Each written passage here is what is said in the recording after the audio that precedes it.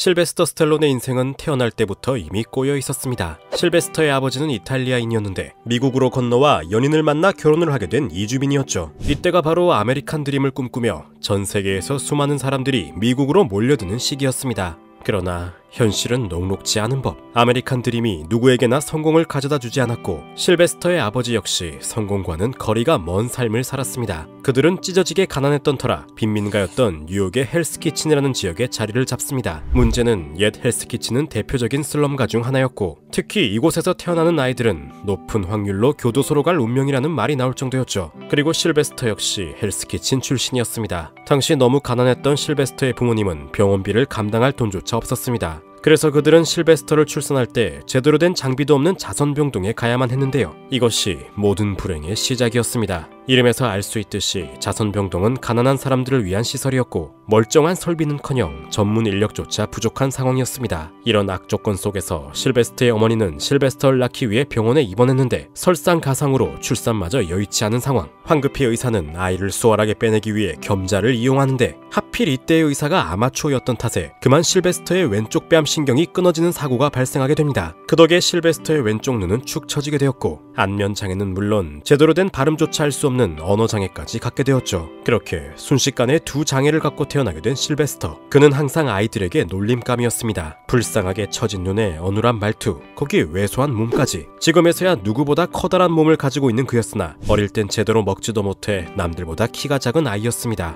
게다가 그의 이름인 실베스터도 놀림감의 이유 중 하나였는데요. 당시 유행하던 만화 영화에 등장하는 캐릭터 실베스터 푸시캣과 같은 이름이었기 때문이죠. 극중 실베스터 푸시캣은 항상 우스꽝스럽고 멍청하게 묘사되었는데 비슷한 포지션인 톰과 제리의 톰보다도 더 불쌍하게 보일 정도였습니다. 이로 인해 말조차 제대로 못하고 늘 혼자 다니는 실베스터를 두고 아이들은 항상 멍청한 실베스터 푸시캣이라고 놀려댔고 실베스터는 마음의 문을 굳게 닫은 채 어떻게든 학교 생활을 이어나갔습니다. 그러나 그의 불행은 여기서 끝나지 않았죠. 하루종일 학교에서 시달린 실베스터는 집에서도 늘 불안한 마음을 안고 살아가야 했는데요. 그를 불안하게 만드는 건 다름 아닌 아버지. 평소 고집이 세고 화를 잘 내던 아버지는 자신감도 없고 말도 어눌한 실베스터를 늘상 탐탁지 않게 여겼습니다. 그는 항상 실베스터에게 불평불만을 퍼부었고 그럴 때면 그의 자존감은 바닥을 치기 일쑤였습니다. 더욱이 아버지는 가부장적인 기질이 있었고 이에 못지않게 어머니 역시 다혈질적이라 이 둘은 항상 언성을 높여 싸우곤 했죠. 가뜩이나 괴로운 학교 생활로 심란하던 실베스터는 집에 와서는 부모님의 불화를 견뎌야만 했던 것입니다.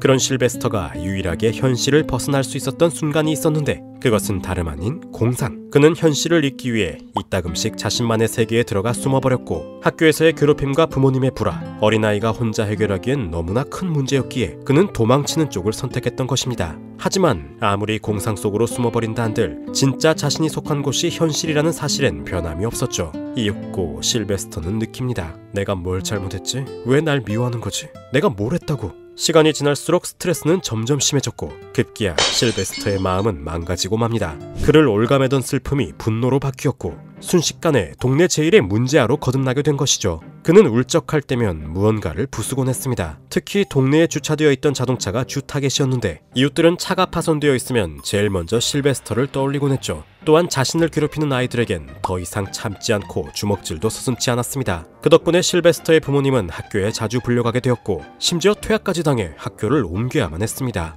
그렇다고 그의 삐뚤어진 마음이 고쳐지는 건 아니었습니다. 당연히 실베스터는 학교를 옮길 때마다 크고 작은 사고를 일으켰고 항상 새로운 학교를 알아보는 것이 그들의 관례가 되었습니다. 이젠 동네에 더 이상 갈 수 있는 학교가 없을 때는 어쩔 수 없이 다른 지역으로 이사까지 가야만 했죠. 그러던 1957년 더 이상 서로를 마주할 수 없을 정도로 관계가 어긋나버린 실베스터의 부모님은 결국 이혼을 하게 됩니다. 이후 실베스터는 어머니인 제키의 밑에서 자라게 되는데 얼마 안 가 어머니는 한 남자를 만나 재혼을 하게 되고 이는 실베스터의 운명을 바꿔놓는 계기가 됩니다. 당시 제키와 결혼한 남자는 그녀를 위해 사업 자금을 마련했는데 제키가 시작한 사업은 다름 아닌 체육관. 사실 제키는 여성 프로레슬러였고 전설적인 여성 프로레슬러 단체 GLOW의 창립자이기도 했습니다. 그녀는 평소에도 육체의 건강을 중요시 여겼는데 실베스터에겐 항상 건강한 마음은 건강한 육체에 깃든다라는 말을 했고 이는 죽어있던 실베스터의 마음에 다시 생기를 불어넣게 됩니다. 당시 실베스터는 이탈리아 배우 스티브 리브스에 푹 빠져 있었습니다. 스티브 리브스는 영화 헤라클레스로 유명했는데 이와 어울리는 탄탄한 근육과 커다란 몸으로 유명한 배우였죠. 이는 늘 괴롭힘을 당하던 실베스터에겐 롤 모델이었으며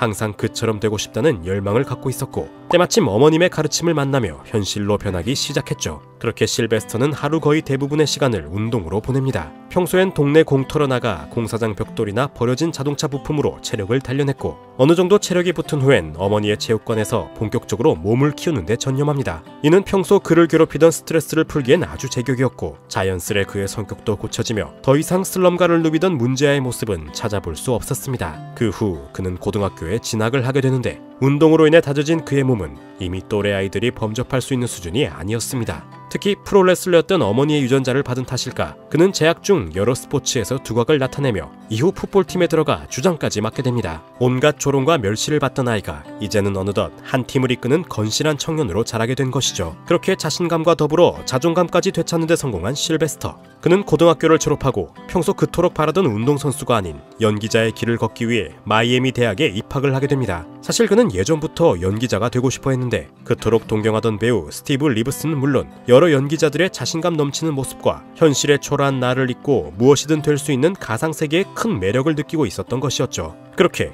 배우의 길을 걷기 위해 마이애미 대학에 입학을 한 실베스터. 하지만 이곳에서도 그의 인생길은 가시밭길이었습니다. 교수는 그의 얼굴 표정과 어눌한 억양으론 절대 배우가 될 수 없다며 일침을 가했고 그나마 운동신경이 뛰어났던 터라 대학 풋볼팀을 찾아가 보았지만 그의 외모로는 팀의 웃음거리가 될 거라며 그를 거절했던 것이죠. 다시 한번 큰 절망을 마주해야 했던 실베스터. 그러나 그는 결코 포기하지 않았고 이후로도 계속해서 연기 수업을 들으며 자신만의 길을 나아가기 시작합니다. 하루는 그가 교수의 지시를 무시하고 자신이 쓰고 싶은 각본을 쓴 적이 있는데 이 일로 공연에도 참가하지 못하는 일이 발생하고 말았고 그럴 때면 그는 홀로 대학 지하실을 찾아가 1인 연기를 연습하며 기량을 키워나갔습니다. 하지만 이런 노력에도 불구하고 그 누구도 그에게 따뜻한 말 한마디조차 건네지 않았습니다. 고집스러운 그의 모습을 보고 모두가 안 될 거라며 그의 노력을 폄하했고 교수마저도 실베스터에게 등을 돌리고 말았죠. 그들의 냉대 속에 실베스터는 점점 지쳐갔고 졸업을 앞둔 시점 그는 결국 자퇴를 하고 맙니다. 자퇴 이후 실베스터는 곧바로 뉴욕으로 향합니다. 그의 목적은 다름 아닌 브로드웨이. 온갖 실력파 연기자들이 모여드는 이곳에서 그는 성공을 위해 결의를 다짐하죠. 하지만 역시나 세상은 그의 편이 아니었습니다. 그가 비록 뉴욕에서 태어났으나 그건 어린 시절의 이야기일 뿐 아직 세상 물정을 모르던 실베스터에게 뉴욕은 낯설고 차가운 곳이었죠. 그는 배우로서 작은 배역은커녕 제대로 된 일자리도 구하지 못했고 그나마 수소문 끝에 극장 안내원이라는 적은 급여의 아르바이트로 하루하루를 버텨야 했습니다. 이때 당시 그의 주급은 겨우 $38. 1969년이라는 세월을 감안하더라도 너무나도 적은 액수였죠. 때문에 그는 낡은 호텔방을 전전할 수밖에 없었고 이 호텔방이 얼마나 비좁았는지 실베스터는 그때 당시를 떠올리며 이렇게 말했습니다. 침대에 누워 두 다리를 쭉 뻗으면 발이 창문에 닿았다. 그리고 그 발로 현관문도 닫을 수 있었다. 샤워실은 너무 좁아 앉을 수도 없었으며 빨래를 하고 싶은 날엔 그냥 옷을 입은 채로 샤워를 했다. 실베스터는 이런 지긋지긋한 가난에서 벗어나기 위해 연극 안내원을 하면서도 부가적인 수익을 벌었는데 바로 손님들에게 웃돈을 받고 좋은 명당 자리를 소개해주는 일이었죠. 물론 이는 불법이었고 하필이면 극장 관계자에게 웃돈을 받으려다 발각되어 겨우 구한 안내원 자리에서조차 잘리게 됩니다. 이후 그는 오직 살아남기 위해 발버둥치기 시작합니다. 배달 아르바이트는 물론 식당 종업원, 동물원 잡부로까지 일을 하며 어떻게든 돈을 벌었고 남는 시간엔 오디션을 보러 다니며 어려운 상황에서도 결코 꿈을 놓지 않았죠. 그리고 그 노력이 결실을 맺은 걸까? 수많은 오디션 낙방 끝에 그는 드디어 오프 브로드웨이라는 한 극단의 단원으로 활동하게 됩니다. 하지만 이건 역시 그에겐 악수로 적용되고 말았는데 사실 오프 브로드웨이는 숨은 인재를 발굴하는 취지의 극단인 만큼 수입이 되지 않아 대부분의 활동이 무급이었던 것이었죠. 물론 무명의 인재로서 스카우터들의 눈에 띄면 성공적인 데뷔를 할 수는 있었으나 흐리멍텅한 눈에 어눌한 말투를 가진 실베스터를 캐스팅해줄 이는 한 명도 없었습니다.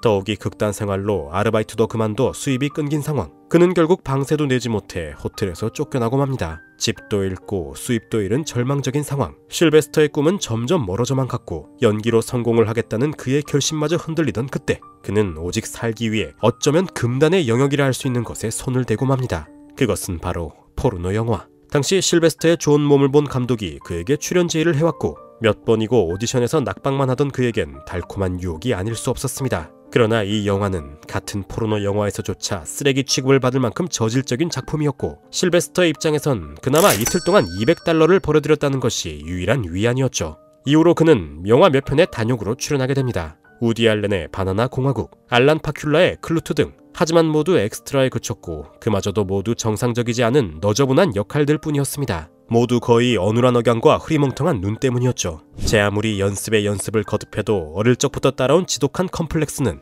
성인이 되면서까지 그를 괴롭히고 있었습니다. 그렇게 좌절감에 모든 것을 포기하려던 그에게 처음으로 누군가 따뜻한 손길을 내밀어 주었습니다. 그는 바로 연인이었던 사샤. 그녀는 실베스터가 극장 안내원으로 일할 당시 만났던 여인으로, 사샤 역시 실베스터처럼 배우가 꿈이었는데 그녀에게 한눈에 반한 실베스터는 쭈뼛거리며 그녀에게 고백을 했고, 사샤는 실베스터의 이런 순수한 모습에 마음을 열게 되었죠. 이후 사샤는 실베스터와 동거를 하게 되었고 그의 실패를 가장 가까이에서 지켜보아야만 했습니다. 그리고 결국 그녀는 큰 결심을 하게 되는데 바로 실베스터를 위해 자신의 꿈을 접어두기로 한 것이었죠. 그녀는 극장 일을 그만두고 웨이트리스로 생활비를 벌기 시작했고 실베스터가 좌절할 때마다 격려를 아끼지 않았습니다. 그런 그녀의 헌신적인 모습에 실베스터 역시 다시 마음을 굳게 먹었고 어떤 역할이건 상관없이 닥치는 대로 오디션을 보러 다니기 시작했죠. 그리고 이런 그들의 노력이 하늘이 알았을까, 실베스터는 드디어 한 영화에서 단역도 아닌 무려 주역을 맡게 됩니다. 그 작품은 바로 브루클린의 아이들. 당시 저예산 영화였던 이 작품은 자금난에 시달리며 2차례나 제작이 중지되었는데요.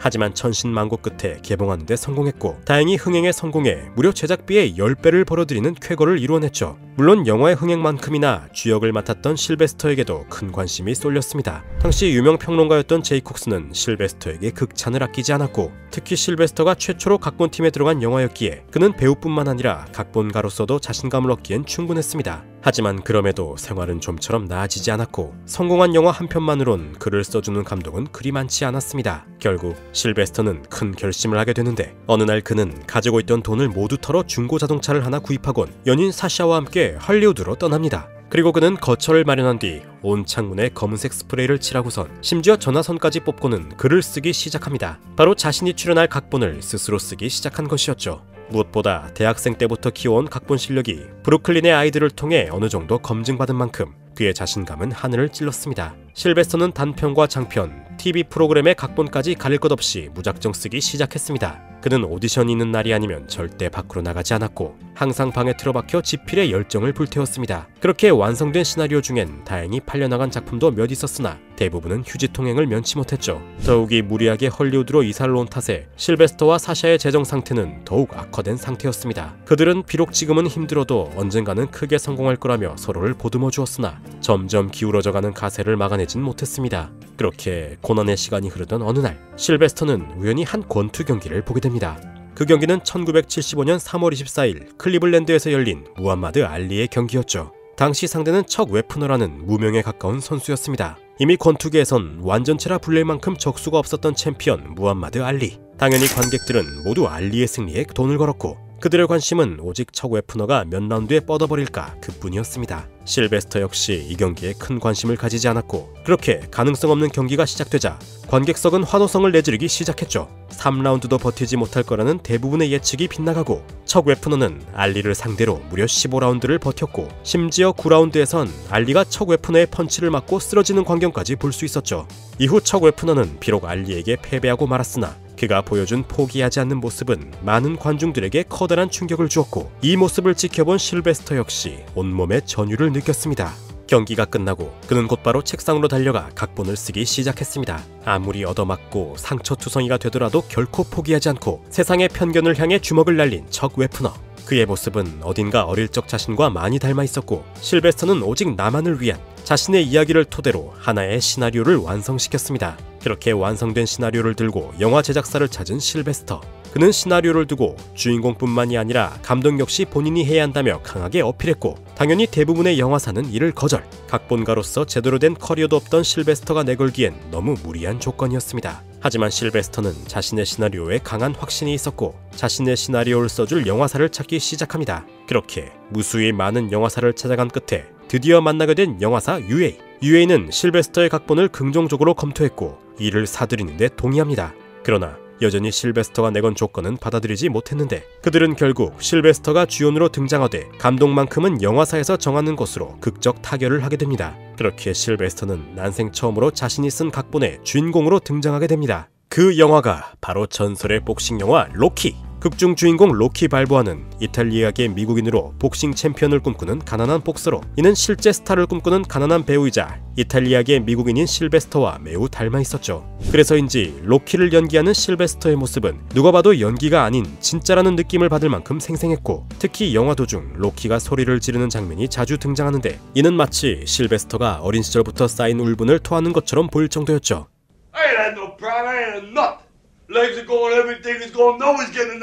무엇보다 로키 발보아는 극중 아버지에게 너는 멍청해서 주먹질이나 하는 게 나을 것 같다라는 말을 듣고 복서가 되었는데, 이는 실제로 어릴 적 실베스터가 아버지에게 들었던 말이었죠. 그러한 이유 때문인지 실베스터는 완벽한 로키를 재현하기 위해 실제 권투 선수들을 섭외해 복싱 수업을 받았고, 완성도 높은 복싱 장면을 구사하기 위해 자신을 상대하는 상대역과 스턴트맨들 모두가 복싱 전력이 있는 사람들로 캐스팅합니다. 그리고 촬영을 들어가기에 앞서 몇 달 전부터는 지독한 식이요법과 그보다 더 지독한 운동을 통해 누가 봐도 복서의 몸이라고 할 만큼 완벽한 몸을 만들어내는데 성공하죠. 그렇게 실베스터 스텔론의 피와 땀이 섞인 로키는 수많은 명장면들을 탄생시켰는데요. 특히 지금도 로키 하면 당연 떠오르는 이 장면, 로키가 순식간에 필라델피아 미술관 계단을 뛰어오르며 함성을 내지르는 이 장면은 사실 몰래 찍은 거라고 합니다. 처음 필라델피아 미술관에서 장소 섭외를 할 당시 미술관 측에선 이를 완강히 거부했고, 하는 수 없이 미술관 직원들이 출근 전인 새벽 로키가 달리는 속도만큼 아주 빠른 속도로 촬영을 끝마치고는 들키지 않고 돌아갔다고 하는데요. 덕분에 지금도 필라델피아 미술관엔 로키의 모습을 따라하는 관광객들로 붐빈다고 합니다. 참고로 이 장면은 영화 촬영 쪽으로도 이미 있는 씬이었는데요. 무려 최초의 스테디캠으로 촬영된 장면이라고 합니다. 그렇게 많은 관객으로부터 사랑을 받은 로키는 미국에서만 1억 달러 이상, 전 세계 박스오피스 기준 무려 2억 2천만 달러라는 어마어마한 수익을 거두게 되죠. 로키의 제작비가 달랑 96만 달러인 저예산 영화임을 감안하면 실로 놀라운 실적이라 할 수 있었죠. 이후 실베스터 스텔론은 단번에 세계적인 배우로 등극하게 되었고, 로키 역시 로키2, 로키3를 이어 로키가 개봉한 지 50년이 넘은 현재까지 크리드라는 복싱 시리즈로 그 명맥을 이어오고 있습니다. 그렇게 로키로 세상을 떠들썩하게 만든 실베스터는 로키와 마찬가지로 그의 또 다른 역작으로 손꼽히는 영화에 출연하게 되는데, 바로 한 손으로 소총을 난사하며 무수히 많은 적군을 쓸어버리기로 소문난 영화 람보. 람보 역시 로키와 마찬가지로 4편까지 제작되며 많은 속편으로 유명한 시리즈였는데요. 사실 초창기 람보는 우리가 알고 있는 소총을 난사하던 캐릭터와는 정반대였습니다. 람보의 주인공 존 람보는 베트남 전쟁에서 살아남은 특전사로 지독한 전쟁 트라우마를 겪는 인물로 묘사되었죠. 무엇보다 PTSD로 점점 미쳐가는 군인의 모습을 실베스터는 자신만의 특유의 악이 바치는 연기로 잘 표현했고, 특히 전쟁과 현실을 구분하지 못하고 보안관들을 상대하는 모습과 눈앞에서 죽어가는 동료들을 떠올리며 울부짖는 마지막 장면은 많은 관객들의 찬사를 받으며 실베스터는 액션을 떠나 연기면으로도 강인한 인상을 남기게 됩니다.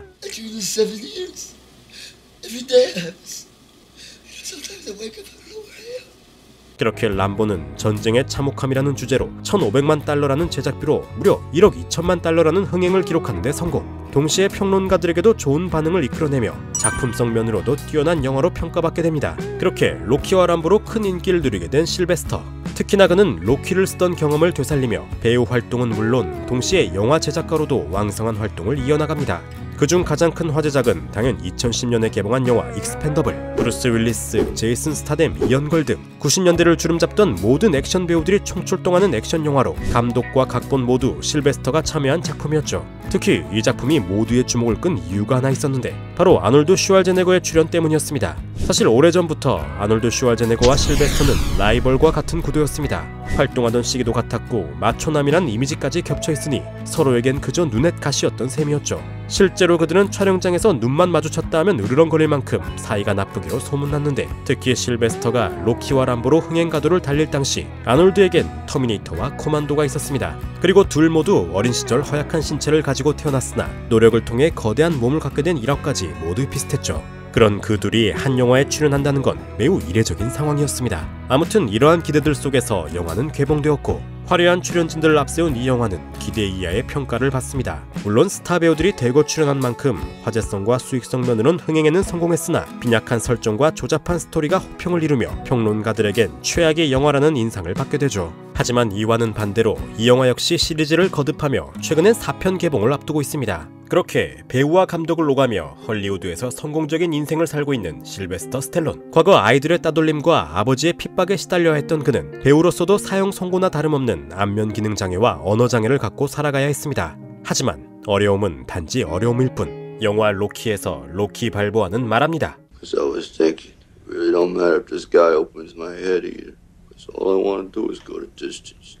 I'm going to know for the first time in my life that I weren't just another bum from the neighborhood. 로키의 이 대사처럼 결과를 두려워하지 않고 도전에 겁내지 않는 한 꿈이 결코 꿈만으로 끝나는 일은 없을지도 모르겠네요. 오늘은 비참한 인생에서 빛나는 인생으로 배우 실베스터 스탈론에 대해 알아보았습니다. 영상이 재밌으셨다면 구독과 좋아요, 알람 설정을 부탁드리며 여러분의 관심이 더 좋은 영상을 만드는 데 큰 힘이 됩니다. 시청해주셔서 감사합니다.